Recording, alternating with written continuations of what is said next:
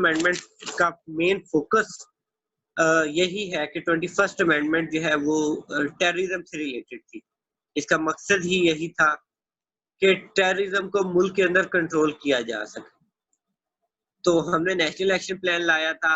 अब 21st amendment भी उसी से रिलेटेड थी कि कॉन्स्टिट्यूशनली हम उन इदारों को इस हद तक स्ट्रेंथन कर सकें जिनका ताल्लुक है टेररिज्म को कंट्रोल करने से, ताकि उनके पास टूल्स हों, उनके पास वो स्पेस हो, कॉन्स्टिट्यूशनल स्पेस हो, जिसके तहत वो टेररिज्म को कंट्रोल कर सकें।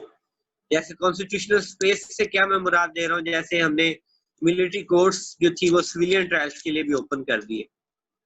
ये एक हमने मिलिट्री कोर्ट्स को स्पेस दी कि अच्छा आप ट्राई कर सकते हो सिविलियंस को भी। फिर मैंने आपको विटनेसेस का बताया, एविडेंस का बताया, मोबाइल डाटा को हमने इंक्लूड कर लिया कि मोबाइल डाटा जो है वो भी एविडेंस के तौर पे यूज हो सकता है किसी भी आदमी के खिलाफ या किसी भी इंडिविजुअल के खिलाफ।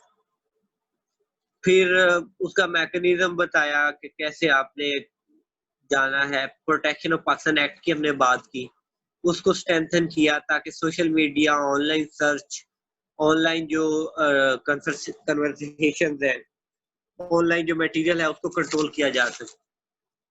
तो मेन फोकस क्या हमारा सेंटर गोल क्या है कि टेररिज्म को कंट्रोल करना। उसी पे हम डिस्कस कर रहे थे कि क्या क्या चीजें हैं। लास्ट स्लाइड में हमने मिलिट्री कोर्ट्स की बात की कि मिलिट्री कोर्ट्स क्या है, मिलिट्री कोर्ट्स को कौन भेजेगा, केसेस कौन भेजेगा।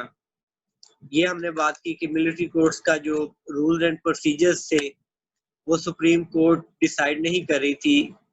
जैसे माजी में सुप्रीम कोर्ट, मुल्क के अंदर जितने भी कोर्ट्स होंगे सुप्रीम कोर्ट डिसाइड करती है उनके बारे में, उनके rules and procedures. Rules and procedure से मुराद क्या है कि जैसे आप बात सुनते रहते हैं जी, जुडिशियल रिमांड हो गया या फिजिकल रिमांड हो गया, या ये छोटी छोटी बातें, आज चालान पेश हो गया, ये स्टेप्स होते हैं कि आपने केस को प्रोसीड कैसे करना है।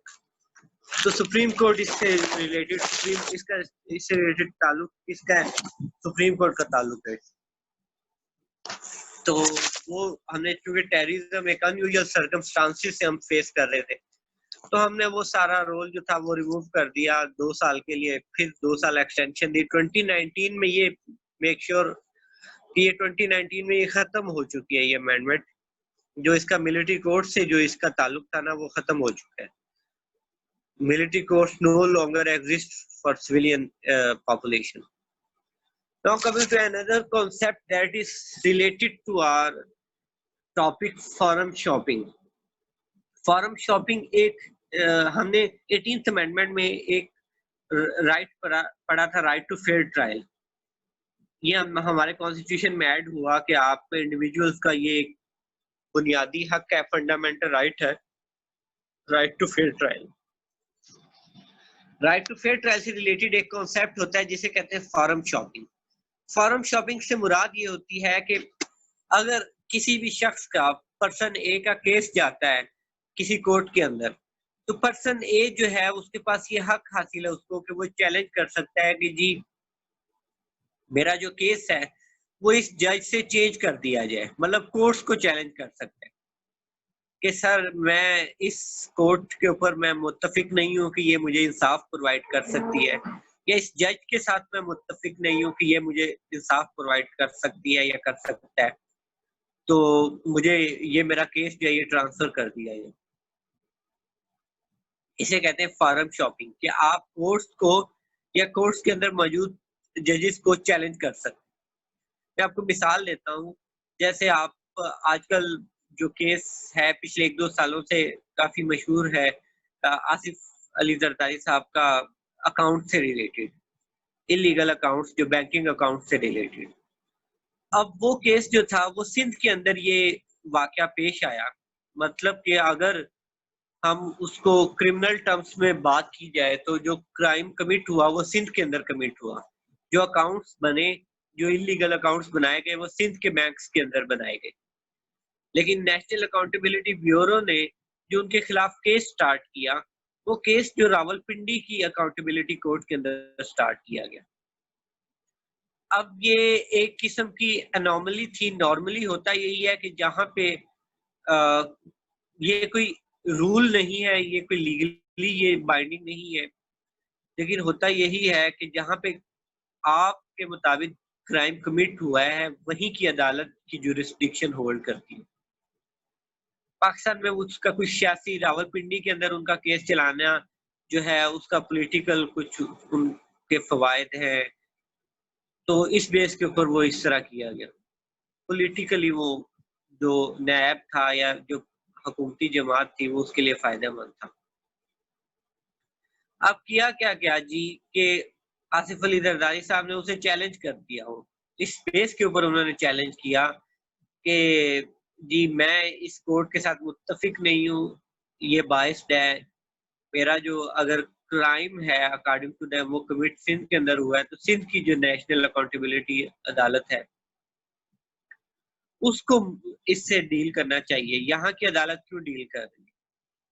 तो उन्होंने उनके पास ये हक हासिल था, इसे कहते हैं, इस हक को कहते हैं फॉरम शॉपिंग, कि आप चैलेंज कर सकते हैं अपने केस को या अपने कोर्ट को या जज को, कि इस कोर्ट से मेरा केस ट्रांसफर कर दिया जाए या इस जज से मेरा केस ट्रांसफर कर दिया जाए। ये पूरी दुनिया के अंदर फंडामेंटल राइट का हिस्सा है।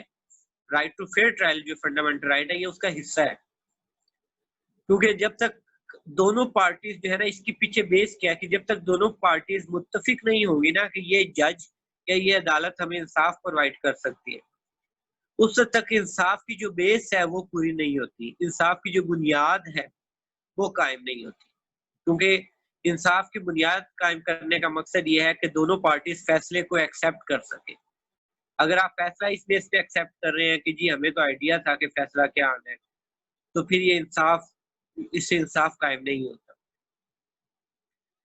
तो ये एक फंडामेंटल राइट था। 21st अमेंडमेंट में इस राइट को ले लिया गया। जो टेररिज्म के केसेस थे ना, उनके जो कन्विक्ट थे उनसे ये राइट ले लिया गया। इस बेस के ऊपर भी फिर पूरी दुनिया ने क्रिटिसाइज किया कि जी एक तो आप मिलिट्री कोर्ट्स अलाउ कर रहे हो, वो जो सिविलियंस के फंडामेंटल राइट्स हैं उनको आप खत्म कर रहे हो मिलिट्री कोर्ट्स के तहत।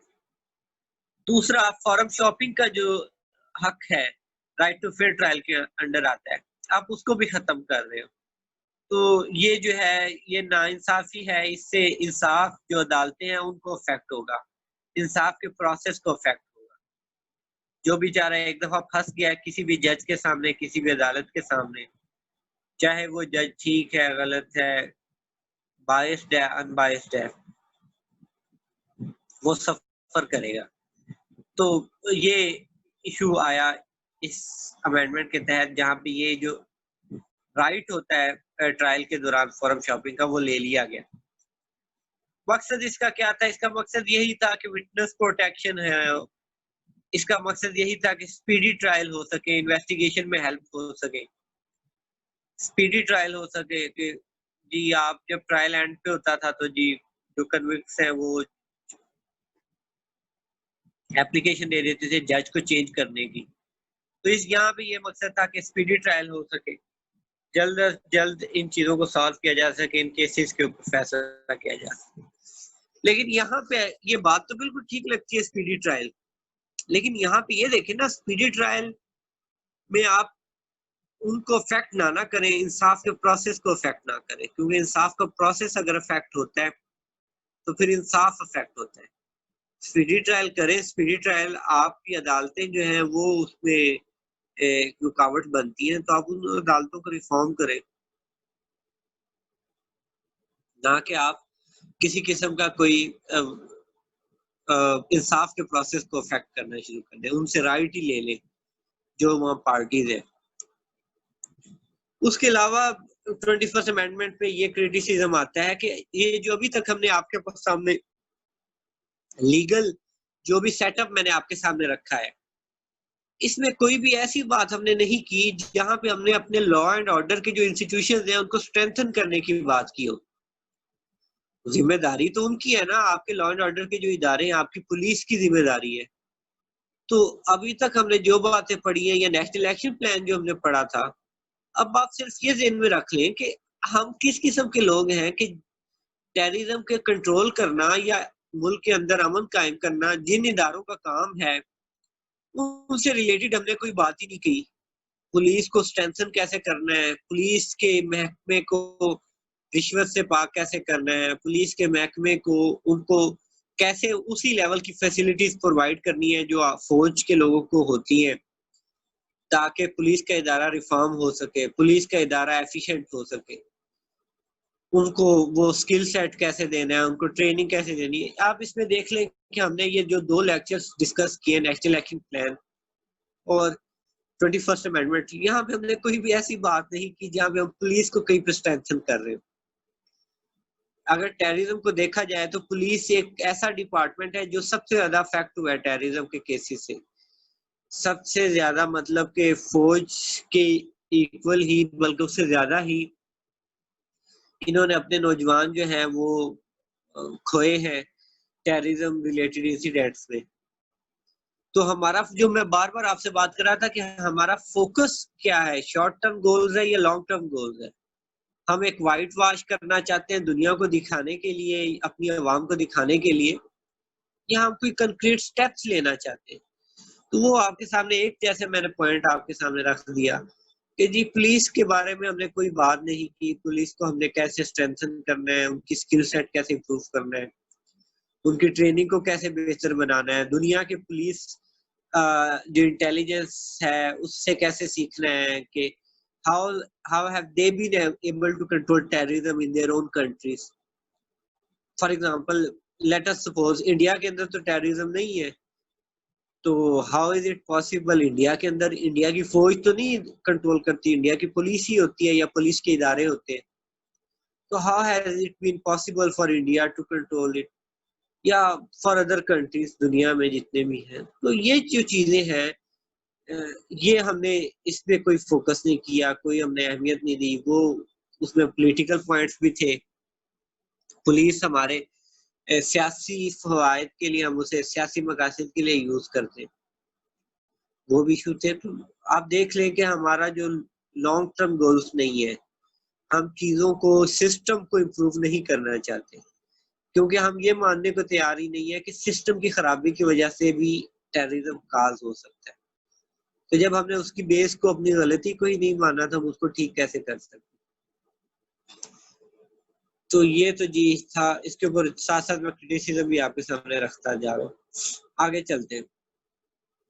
फिर हमने ये क्रिटिसिज्म आपके सामने रख रहा हूँ, फिर हमने एक और बात के ऊपर तवज्जो बिल्कुल नहीं दी, उसे कहते हैं प्रोसिक्यूशन स्ट्रेटेजी। कि हमारा प्रोसिक्यूशन का जो तरीका होता है, प्रोसिक्यूशन से मुराद होती है कि आपने केस कैसे बनाना है।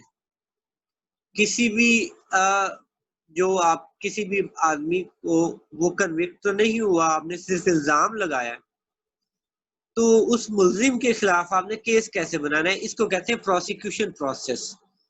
कि जी कैसे आपने डॉक्यूमेंट्स को, कैसे आपने एविडेंस के तौर पे यूज करना है, डॉक्यूमेंट्स को कलेक्ट कैसे करना है, आपने लिंक कैसे बनाना है। फॉर एग्जांपल, एक तो टेररिस्ट है, टेररिज्म की मिसाल ले लें।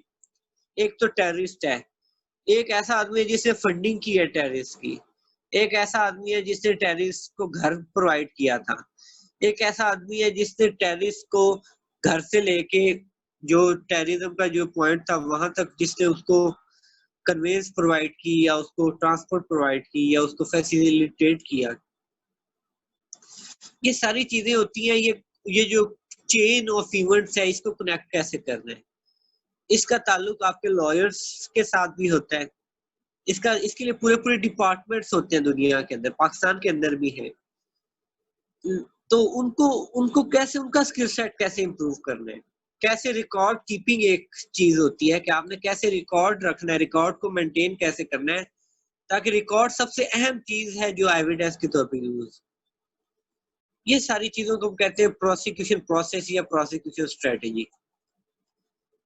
पाकिस्तान के अंदर जो केसों का हम ये 21st अमेंडमेंट हम इस बेस के ऊपर